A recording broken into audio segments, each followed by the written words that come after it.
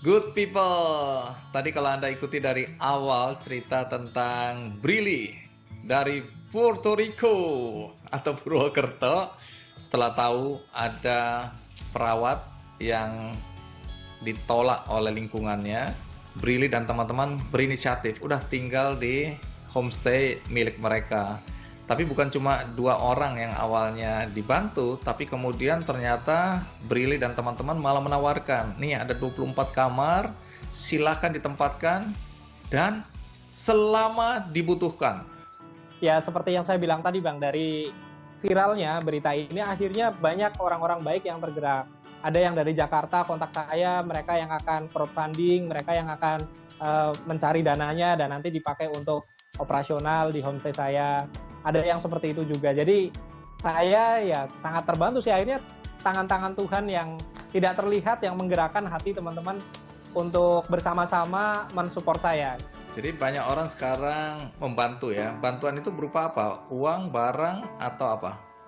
Kebanyakan kayak sarapan, terus ada yang menawarkan semprot disinfektan gratis, ada juga yang mengirimkan vitamin-vitamin, herbal, madu gitu untuk tenaga-tenaga kesehatan yang di sana, dan yang uang juga ada yang Oke, mengirimkan. jadi ini semangat gotong royong ini ya, terasa sekali ya. Alhamdulillah, betul Bang. Tapi sebagai pengusaha nih, ya tentu kalian akan berpikir tadi seberapa lama ini. Seberapa lama itu artinya kan kalian nggak dapat income nih, ya Ya, pertama. Kemudian bukan cuma membantu mereka, tapi untuk kalian sendiri kan pasti ada kebutuhan gitu loh. Nah, bagaimana persoalan ini diatasi dengan tidak adanya income, tidak adanya pemasukan? Alhamdulillah ini kami semuanya Astar Homestay ini hanya salah satu income kami. Jadi kami punya income stream yang lain yang saat ini masih bisa kami gunakan untuk survive di masa-masa pandemi seperti ini. Jadi insya Allah ya ini kita amankan untuk solidaritas patungan kita, iuran kita untuk penanganan COVID-19. Jadi hebat ya ini anak-anak Purwokerto. Makanya Bang Andi mau tinggal di Purwokerto kan? Kamu tahu aja. Brili, aku ini merasa khawatir kalau nanti semua udah selesai. Terus kalau aku datang ke Purwokerto mau nginep di tempatmu, kemudian aku berpikir, waduh jangan-jangan masih ada nih virusnya. Ini nggak masuk akal pertanyaan, tapi bisa aja orang merasa kemudian takut. Nah risiko ini sudah dipikirkan atau dipertimbangkan? Ya, awalnya itu nggak terpikir sama sekali. Baru terpikir ketika ada komen-komen negatif dari netizen gitu ya. Wah, ini fix auto nggak laku nih setelah COVID-19.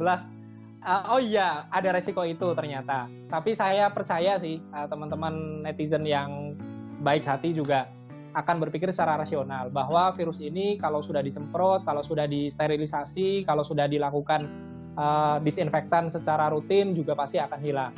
Jadi stigma itu saya yakin tidak akan terjadi di tengah orang-orang baik yang ada di Indonesia terutama. Baik, di akhir pertemuan kita nih, Brili, coba sampaikan sesuatu pesan buat saudara-saudara kita dimanapun yang menonton acara ini.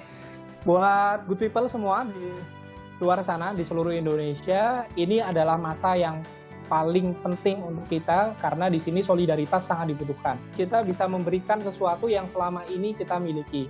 Kita bisa meminjamkan mungkin sesuatu yang selama ini kita rasakan manfaatnya dari sana. Kalau mungkin saya punya homestay, teman-teman juga pasti punya hal-hal lain yang esensial yang bisa digunakan untuk bersama-sama bersatu padu untuk memerangi COVID-19 ini. Dan saya yakin teman-teman di luar sana juga pasti memiliki hati yang sama baiknya, memiliki hati yang sama kerennya untuk bersatu padu menunjukkan bahwa Indonesia pasti bisa melawan COVID-19. Indonesia pasti bisa. Jadi orang baik ada di mana-mana. Jangan khawatir, good people, karena Indonesia memiliki banyak sekali orang baik. Dan ini adalah modal bagaimana bangsa kita ini bisa menjadi bangsa yang besar. Nah, sekarang saatnya kita ngobrol dengan Asmara. Asmara, coba cerita sedikit kenapa kamu berada di Italia. Iya Mas Andi, jadi memang ada beberapa pekerjaan di Eropa. Pertama ada Milan Fashion Week, itu tanggal 19 sampai 21 Februari. Terus di tanggal 23 Februari, itu hari terakhir Fashion Week, itu breakout corona. Jadi terus tanggal 20 sampai 22 Maret harusnya ada cinema concert film saya juga di Musée de Quai Branly di Paris. Akhirnya itu di cancel sama organizer. Wow, dan kenapa nggak pulang ketika semuanya tanda kutip dibatalin? Karena keadaan masih membingungkan dan tiket pesawat saya juga nggak jelas. Tiket saya tiba-tiba di cancel, tapi saya hubungi pihak maskapai, pihak agent, belum ada yang bisa memberikan jawaban. Pertama, kenapa kamu ingin bantu kru film? Jadi karena saya bekerja di industri film, pertama kali kejadian COVID-19, lockdown, tidak bisa bekerja dan lain-lain. Jadi kru film ini seperti apa misalnya? Misalnya banyak anak art yang membangun set atau anak sound, dan kru film tiap kali kita syuting bisa di atas 100 kru. Mereka juga terdampak gitu dengan COVID-19. Oh, jadi itu alasanmu ya, membantu mereka ya. Tapi kita break sejenak. Good people, saya akan segera kembali.